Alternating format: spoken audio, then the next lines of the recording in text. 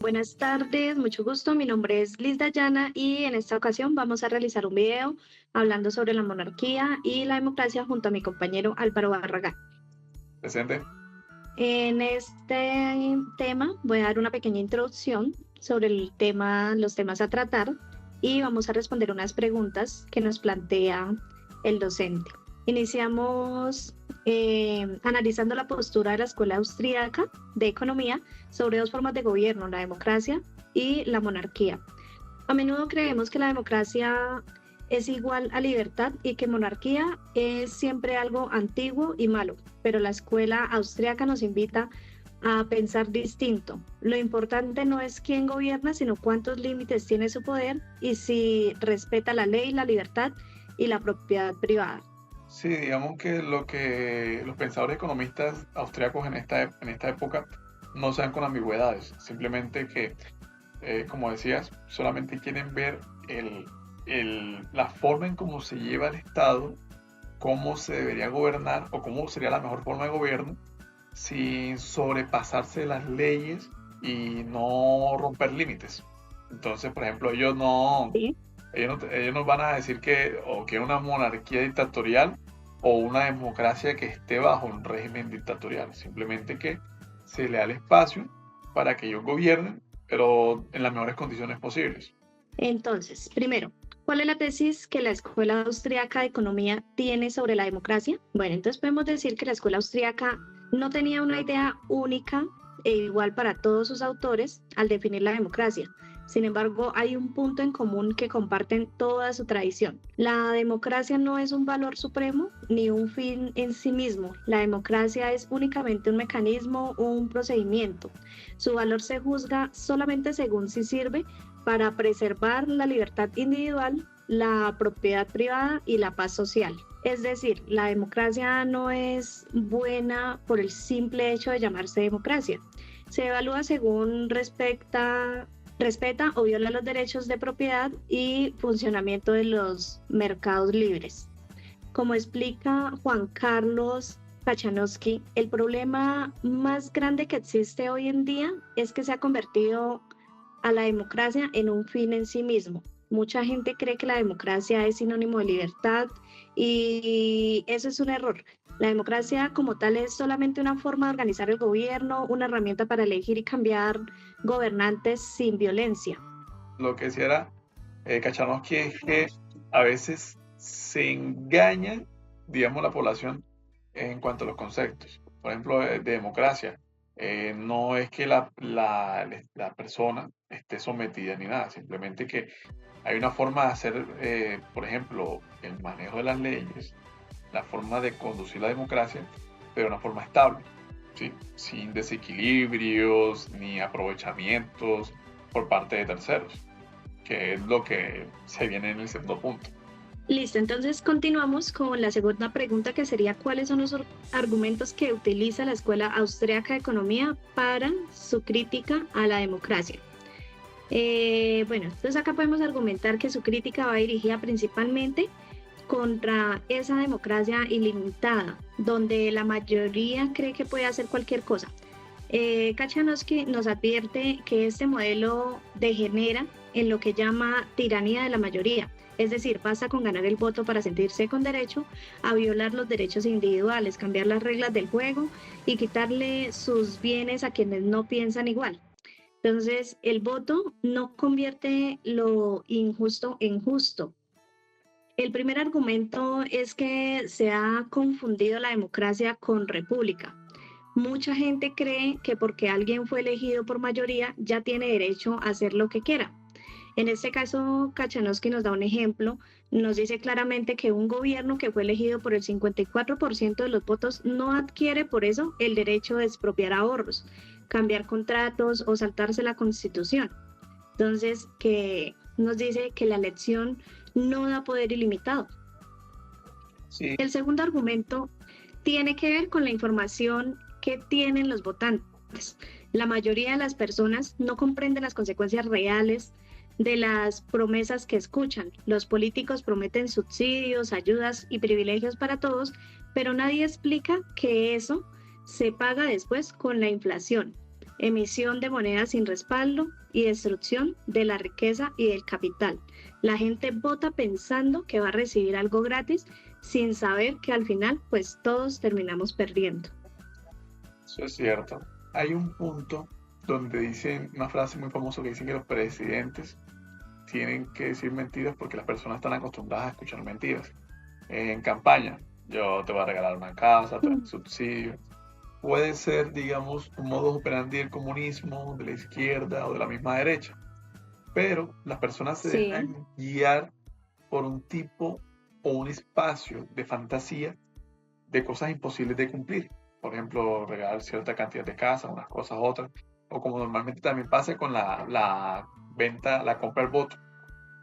Entonces, la sí, democracia se ve un poco indeleble, se ve quebrajada también por esa cuestión. Que Kachanovsky quiere hacernos entender que la población debe abrir los ojos. Cuando hay un ser dentro de la política que se pone a prometer cosas que están fuera del raciocinio o de lo común, del sentido común, hay que tener cuidado de eso porque es una advertencia. Mira lo que pasó con lugares como Cuba, Venezuela, países en África, también de primer mundo, que se han visto, digamos, un poco increpados por ciertos discursos, o más bien aniquilado economías por ciertos discursos que no llevan a nada bueno, ¿sí? Yo me imagino que tú has visto sí. casos o has analizado casos dentro de la geopolítica que da a entender que la democracia no puede ser utilizada como mecanismo de llegada o trampolín para que una persona venga con malas intenciones, por decirlo de esa forma. Tercero, ¿cuál es la tesis que la Escuela Austríaca de Economía tiene sobre la monarquía? Es muy importante entender esto bien, pues la escuela austríaca y en especial Kachanowski no defiende que volvamos a vivir bajo monarquías absolutas. Tampoco dice que la monarquía es el sistema perfecto. Lo que dice es algo muy distinto. La forma de gobierno, sea monarquía o democracia, es algo secundario. Lo verdaderamente fundamental es que exista respeto al Estado de Derecho y respeto a los derechos individuales, a la vida, a la libertad y a la propiedad. Es decir, que no importa tanto si hay rey o si hay personas elegidas por voto, lo que importa es que ninguno de ellos tenga poder ilimitado y que todos estén sometidos a la misma ley. De hecho, la escuela austríaca también señala los defectos de la monarquía. Por ejemplo, en las monarquías absolutas todo el poder del Estado se concentraba en una sola persona o en una sola familia. Eso llevaba a que el rey actuara de forma arbitraria, pusiera impuestos muy altos para pagar guerras a su antojo y entregara privilegios y monopolios a sus amigos y a la nobleza. Entonces eso también es algo bastante injusto. Otro gran defecto de la monarquía, siguiendo a Ludwig von Mises, era que no existía un mecanismo pacífico y ordenado para cambiar al gobernante. Si el rey era malo o era incapaz, no había forma institucionalizada de quitarlo. Eso llevaba muchas veces a guerras entre familias por el trono o a revoluciones violentas.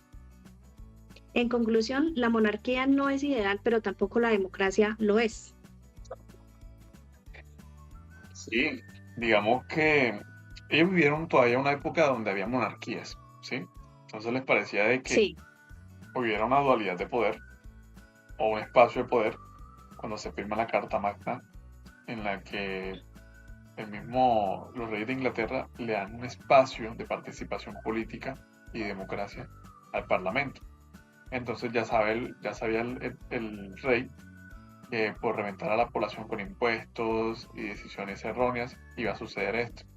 Entonces, para mantener el poder, de cierta forma, o de forma figurativa, debía tener, por ejemplo, participación del pueblo, por decirlo así. Entonces, por medio de ellos también, ya no iba a hacer que tuviera problemas, ¿sí? Porque poner en riesgo una corona tan extensa, con toda el poder que tenía la corona inglesa. Entonces, bueno, abre el espacio, se crea el parlamento, y esto conduce a que ya no iba a haber aprovechamiento por parte de la corona, ¿sí? Ya, digamos, decisiones que tomaran, tienen que contar con, con la concesión de ellos, con la votación de ellos, y así. Entonces ya no iba a haber como ese abuso, como estaba comentando ahorita, ese abuso y la cierta cantidad de defectos que tenía la realeza. No lo pudiste decir mejor. Listo, continuamos con la cuarta pregunta, que sería, ¿cuáles son los argumentos que la Escuela Austríaca de Economía utiliza para defender la monarquía? Primero, pues vamos a aclarar. No dicen que debamos volver a la monarquía. Lo que hacen es comparar ambos sistemas para mostrarnos que la democracia no es automáticamente mejor solo por llamarse democracia. Y al compararlos encuentran diferencias muy importantes.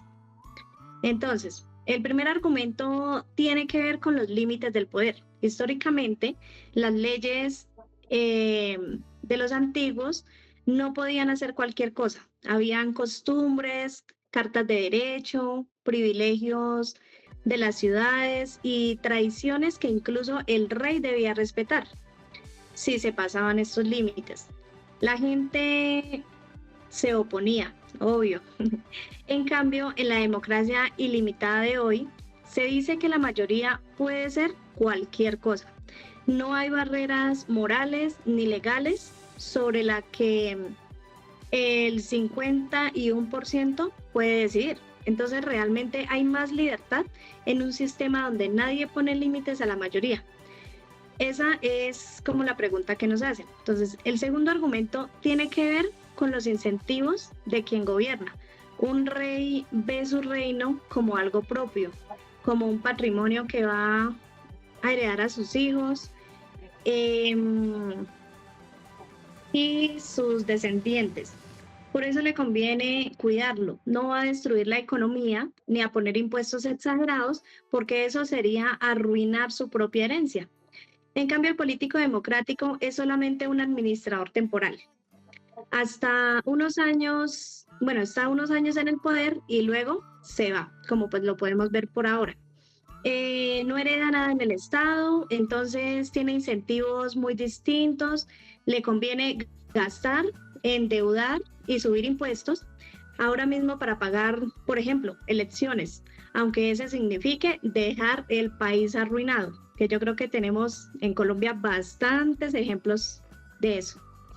Pues sí, digamos que cuando se concentra el poder y se abusa de él, pasa lo que pasó con las colonias británicas en Estados Unidos, en la India, lo que pasó con la corona española acá en las Américas, las Antillas, lo que también pasó con la Revolución Francesa, la revolución bolchevique en Rusia también. Entonces ahí es donde uno se da cuenta de que las monarquías no desaparecieron del todo porque se transformaron, ¿sí? Entonces, ¿qué pasó? Pues digamos que, como lo decía Nicolás Maquiavelo, es mejor ser temido que amado. Entonces, en ese sentido, ¿qué pasa? Es mejor yo mantenerme en el poder, aunque tenga que ceder parte de él, ¿sí?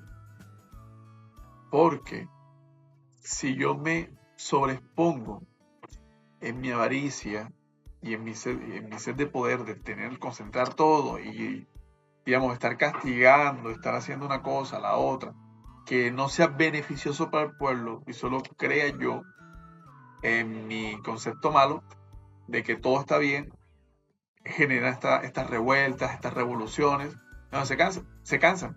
Por eso existieron la Carta de los derechos humanos, la Declaración de los Derechos Universales del Hombre y el Ciudadano. Entonces ahí es donde uno se da cuenta de que tanta acumulación de poder puede ser fragmentable, ¿sí? Para el equilibrio del Estado. Entonces, bueno, por eso las coronas escandinavas que hicieron, trasladaron también, igual que la inglesa, parlamentos. Ahí en Alemania ya no pasó de la realeza, no a la presidencia, sino a la cancillería. Mira que Inglaterra más que todo está representado por un primer ministro, o en Canadá, en la India, creo que en la India también. Entonces uno se da cuenta de que aprendieron el camino, las lecciones que le daban, las diferentes situaciones que marcaron la cronología de la historia, para que esto se diera cuenta de que había un defecto en la forma de hacer gobierno, política y democracia. Entonces ellos fueron cambiando. La crítica va más que todo a eso, de que no se concentra todo, se abusa, pero se daña, entonces tenemos que darles espacios a los demás. Y darle espacio para que la corona que llevan en la cabeza con las tres puntas se mantenga. De lo contrario, Se pasa. está trabando, se está trabando, se está trabando. ¿Desde cuándo se trabó? ¿Desde cuándo se trabó? Sobre el final. Sí, solo el final. Bueno, entonces, ¿a qué conclusión llega Kachanowski? De que no era un sistema malo, pero cuando se sobrepasaba y se perdía la esencia de la democracia o de la libertad, habían ciertos problemas, que entonces a la final o a la par no le convenía a la misma población. Entonces por eso salían las protestas, las revueltas, las revoluciones y sigan a esos puntos. Digamos que esto eran Exacto. como derechos que ganaban, no que obsequiaban, porque Ujú. si, por ejemplo, aquí en Colombia acaba de quedar Abelardo Espriella, si el gobierno no aprieta eso, un mal gobierno que vaya a ser el hombre, no se dan cuenta de que la acumulación de poder y de malas decisiones no conlleva nada bueno. Por eso los paros agrarios y eso, que también hubieron en la época de Santos o de Petro, o que últimamente se ha visto. ¿Sí? Sí, claro. Actualmente es el pan de cada día en el gobierno colombiano. Exacto. Y vamos con la quinta pregunta, que sería, ¿qué relación tiene la idea de monarquía con la propiedad privada? Esta sería quizás la diferencia más profunda entre los dos sistemas. Vamos a ver, digamos, en una monarquía hereditaria, el rey considera el territorio, la población y los recursos del Estado como si fueran su propiedad privada o su patrimonio familiar. Y esto cambia completamente su forma de gobernar. Como él puede heredar ese reino a sus hijos, tiene intereses en que el país mantenga y mejore a largo plazo. No le conviene arruinar a la gente con impuestos exagerados ni destruir la riqueza con inflación, porque pues eso reduciría mucho el valor de lo que le va a dejar a su familia. Por eso el rey tiende a cuidar lo que llamamos la base impositiva, es decir, cuida que la gente prospere y tenga recursos, porque de ahí saca los impuestos. Si arruina a su propio pueblo, se arruina él mismo. Entonces, por eso prefiere mantener los impuestos a niveles razonables, respeta la propiedad de los demás, porque sabe que su propia riqueza depende de todo aquel que prospere. Ahora comparemos esto con lo que ocurre en la democracia. Allí los gobernantes no son dueños del Estado, son solamente administradores temporales, como ya lo mencionamos anteriormente. No pueden vender el Estado ni heredarlo a sus hijos. Entonces, ¿qué les conviene? Viene aprovechar los recursos mientras están ahí, sacar el mayor provecho posible en el corto plazo, aunque eso signifique endeudar el país, gastar más y dejar los problemas a las generaciones siguientes, pues realmente a ellos eso no les interesa. Y hay algo más importante todavía. En la democracia, la propiedad privada queda sujeta a lo que la mayoría vote en cada elección. Las leyes cambian constantemente. Lo que hoy es tuyo, mañana puede ser repartido o grabado por decisión a quienes ganaron las votaciones. Entonces, nadie está seguro de qué representarán su propiedad. Se pierde como la seguridad jurídica, por decirlo así. Y llegamos a una pequeña conclusión donde podemos decir que quien gobierna se siente que cuida algo propio, piensa en el futuro y lo cuida. Cuando solo lo administra por unos años, tiende a aprovechar pues su cuarto de hora. Y esa es la diferencia. Cambia todo en cuanto al respeto a la propiedad privada, por ejemplo. Tu gran explicación es que de parte y parte son modelos que son algo parecidos, que tratan de mantener como como de cuidar un equilibrio para sus propios beneficios, ¿ya? Eso de los impuestos se me había pasado ahorita decirlo, que entonces la monarquía no va a ser